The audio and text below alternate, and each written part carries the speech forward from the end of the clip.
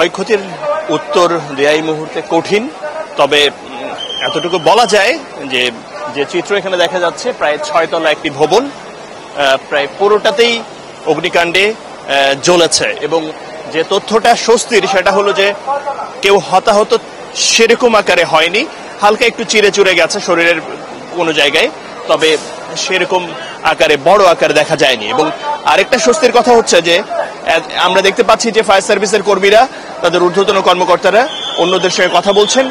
আমরা একটা বিষয় দেখতে পাচ্ছি যে এখানে এখন ধোঁয়াটাও অনেকাংশে কমে গেছে, অর্থাৎ বোঝাই যাচ্ছে যে আগুন অনেকাংশে নিয়ন্ত্রণে চলে এসেছে। এবং আমরা এখন পর্যন্ত যে খবর পেয়েছি এখানে 7 জনকে উদ্ধার করা হয়েছে, এর মধ্যে একজনকে পাওয়া গেছে এরকম যিনি কিছুটা মানে অজ্ঞান হয়ে গেছেন এমন মনে হয়েছে। তারপরেও সেন্স ছিল, তাকে ছাদ থেকে উদ্ধার করে ফায়ার সার্ভিসের কর্মীরা।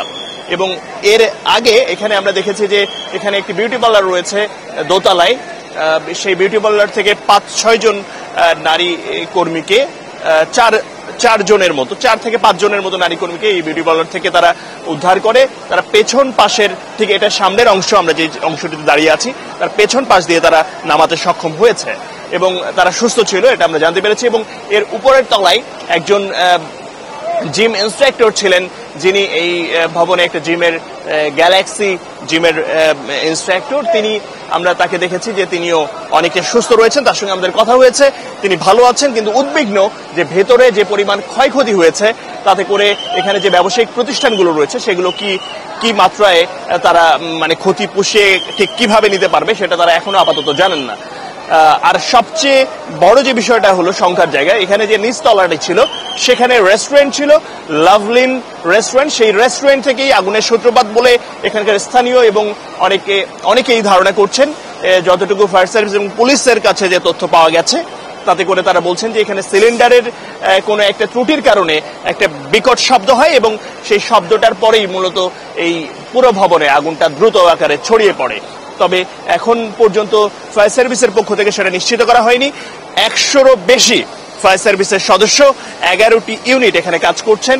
সব মিলিয়ে বলা যায় যে এখন পরিস্থিতি অনেকটা নিয়ন্ত্রণে চলে এসছে। এবং ভিতরে আমরা দেখতে পাচ্ছি যে গ্লাসগুলো ভেঙে, দরজা জানালা ভেঙে ভিতরের যতগুলো ভবন রয়েছে সবগুলো ভবনেই অক্সিজেন মাস্ক পরে ফায়ার সার্ভিসের কর্মীরা ভিতরে গিয়েছেন। কেউ এমন হয়েছে কিনা যে অগ্নিকাণ্ডের ঘটনায় ধোঁয়াচ্ছন্ন অবস্থায় আহত হয়ে গেল, এমন কোনো পরিস্থিতি তৈরি হয়েছে কিনা তাদেরকে খুঁজে বের করার জন্য গেছেন ভিতরে, তারা কাজ করছেন। তবে আমরা যতটুকু খবর পেয়েছি ভেতরে আর তেমন কেউ নেই বললে হয়তো কথাটা একটু অস্পষ্ট হবে।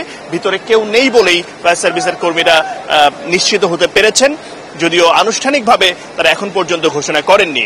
নিশ্চয়ই ঘোষণা করলে আমরা আরো কিছু তথ্য জানাতে পারবো। মোটা দাগে বড় ক্ষয়ক্ষতি হচ্ছে ভবনে, এবং ভবনে যেসব মালামাল বা অন্যান্য যে বিষয়গুলো ছিল যারা এগুলোর সঙ্গে কানেক্টেড তারা।